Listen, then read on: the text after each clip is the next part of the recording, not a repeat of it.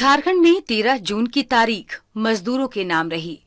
लेह लद्दाख में भारत चीन सीमा पर बीआरओ द्वारा होने वाले सड़क एवं इंफ्रास्ट्रक्चर निर्माण में योगदान के लिए 1600 पंजीकृत मजदूरों, जिनमें 1329 मजदूर दुमका के थे, उन्हें विदा करने का मौका था।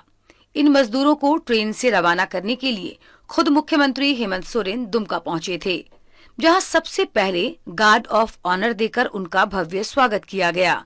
तत्पश्चात सीएम ने दुमका रेलवे स्टेशन परिसर में आयोजित कार्यक्रम में शिरकत की, जहां उन्होंने मजदूरों के लेह लद्दाख ले जाने वाली ट्रेन को हरी झंडी दिखाकर रवाना किया।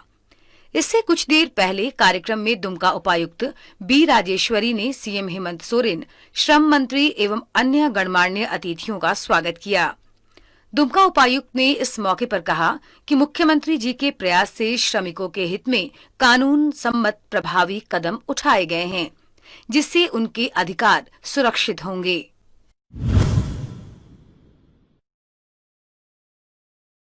सभी हमारे श्रमिक भाई बंधु जो कई दशकों से देश निर्माण में अपना सहयोग दे रहे हैं, उनके आज विधि सम्मत विदाई किया जा रहा है और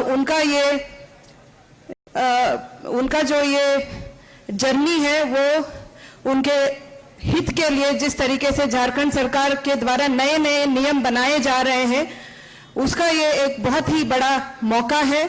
इस कार्यक्रम में मुख्यमंत्री हेमंत सोरेन ने बाहर से आए प्रवासी मजदूरों को मनरेगा के तहत 100% रोजगार दिए जाने में सराहनीय भूमिका निभाने वाले मनरेगा कर्मियों व अधिकारियों को सम्मानित किया। वहीं सीएम ने मजदूरों को सुरक्षा किट भी प्रदान किया। वहीं मजदूरों के हित में सीएम के समक्ष बॉर्डर रोड ऑर्गेनाइजेशन एवं श्रम मंत्रालय के बीच एमओयू भी साइन किया गया, जिससे पंजीकृत मजदूरों को सुरक्षित ले जाने, कार्यस्थल पर सुरक्षा व सुविधा देने, उचित मजदूरी दिए जाने व बिचौलियों के शोषण चक्र पर काम लगाने सहित कई लक्ष्य साधे गए। इस मौके पर मुख्यमंत्री ने कहा कि झारखंड के मजदूर देश की सीमा पर अपना बहुमूल्य योगदान देने जा रहे हैं। सरकार उनके हितों का पूरा ख्याल रखेगी।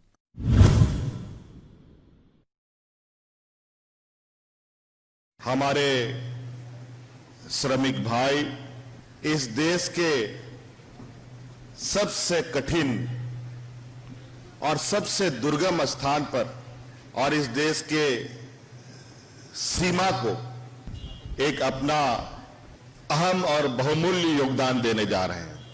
लेह लद्दाख एक ऐसा जगह है जो साधारण व्यक्ति वहां जाकर के जीवन यापन नहीं कर सकता। ये और सब जगहों से अलग है और ऐसे दुर्गम स्थान पर हमारे लोग काम करते रहे हैं। इस बीच सीएम ने कहा कि कोरोना संकट में जितना पलायन हुआ उतना पहले कभी नहीं हुआ था। झारखंड पहला राज्य है जिसे प्रवासी मजदूरों को सुरक्षित वापस लाने में सबसे पहले सफलता मिली।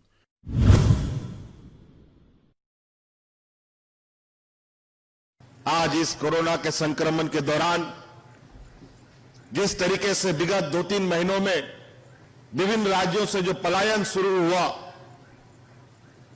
वो मुझे लगता है आजाद भारत के बाद इससे बड़ा पलायन कभी नहीं हुआ था।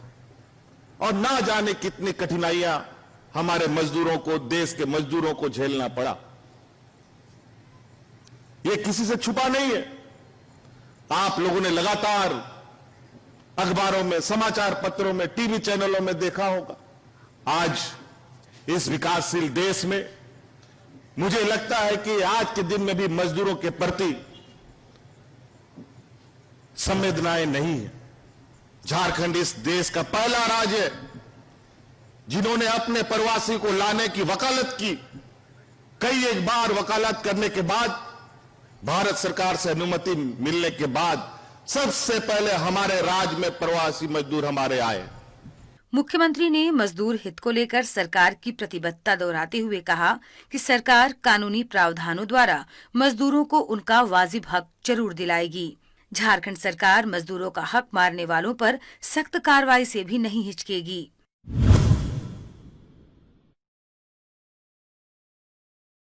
चाहे वो राज्य के अंदर कार्यरत मजदूर हो या राज्य से बाहर जा रहे मजदूर हो, उनके प्रति हम अब पूर्व से अधिक कड़ाई के साथ उनके लिए कानून को लागू करेंगे।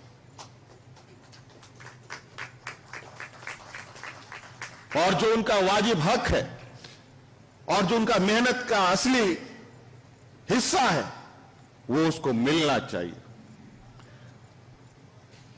अगर उन मजदूरों को उनका असली हक नहीं मिलेगा तो सरकार तुरंत बिना कोई सोचे समझे कार्रवाई करने से भी नहीं चूकेगी।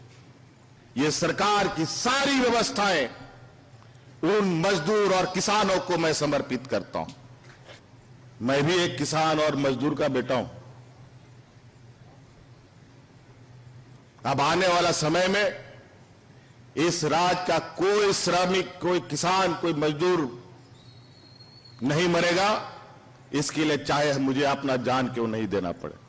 यह कार्यक्रम अपने आप में ऐतिहासिक बन गया, क्योंकि झारखंड में ऐसा पहली बार हो रहा है कि कोई सरकार इतनी संजीदगी से मजदूरों के हित में प्रभावी कदम उठा रही है।